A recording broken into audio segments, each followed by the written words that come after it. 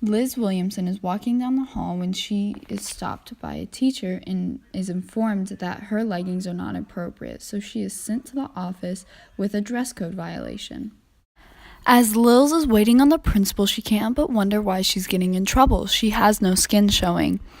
The principal comes in and talks about why students need to follow the dress code, especially the female students, because male students aren't to be distracted. Sexism has happened since the biblical times. Women throughout history had no identities, only their husbands, and if they didn't have a husband, they were shunned. Men have been the ones who controlled women and their rights. Biblical times, fathers had complete control over their daughters. In these times, women did not have the right to speak without permission, go out in public without escort, or speak in political venues. Going forward a millennium, about 8 centuries, in the United States, the women had had enough of the sexist treatment and fought for their rights. In America, women did not have the right to vote, and most women had jobs were not paid as equally as the men.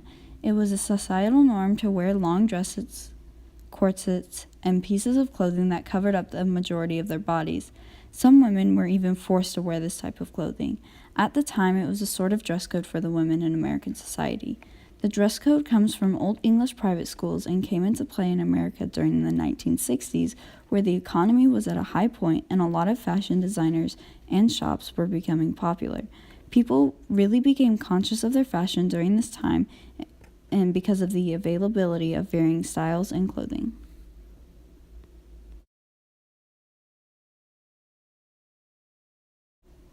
The problem with dress code is that it is delivering a message to girls that they hold the responsibility of preventing inappropriate actions from guys.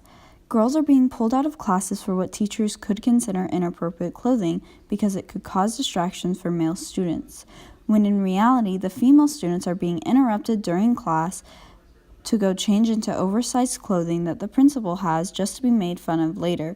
The moment a girl is taken out of class because her shoulders, collarbones, or knees are distracting to the male students means the school is prioritizing the male's education over the females.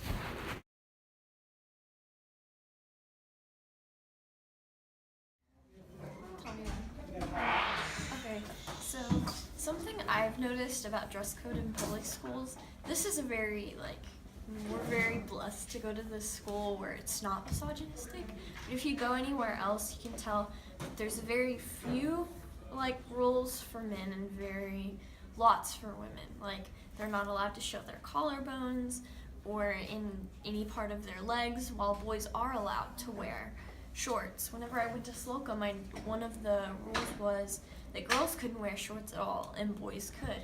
And the reason they gave for this was that girls tended to be more promiscuous, I guess, with what they're wearing. They said there was bad experience, and a lot of the girls had abused their right to wear shorts by wearing booty shorts. So they had to make a rule that covered all, that covered basically all girls, and said that none of them could wear shorts at all while the boys could. And so that's an example of kind of a misogynistic dress code type thing. So guys are allowed to wear shorts and tank tops, and then girls have to wear basically like long sleeves and jeans. And then you have actual dress codes where they think it prevents bullying, when in reality it doesn't, because people are gonna be mean no matter what you're wearing. And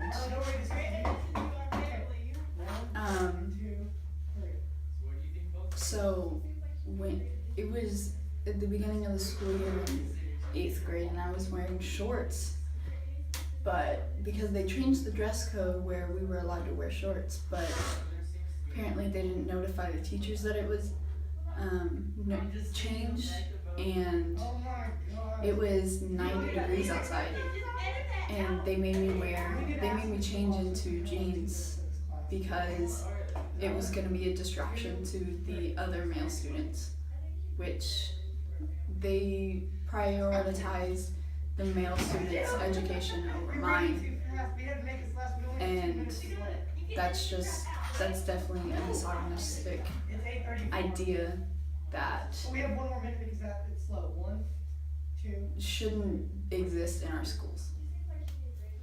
Okay, so at my last school, I used to go to a school where they were really strict on women's code, dress code. They were really strict on short shorts, short skirts, not just like mid.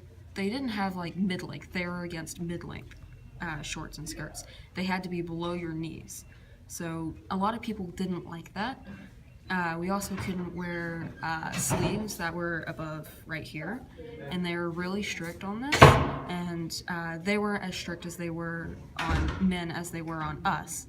On men could wear just about anything they wanted to, as long as it didn't show either their stomach or was too short of shorts to where it like showed a butt, basically.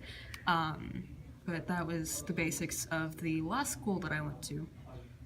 And they were just really prejudiced against women.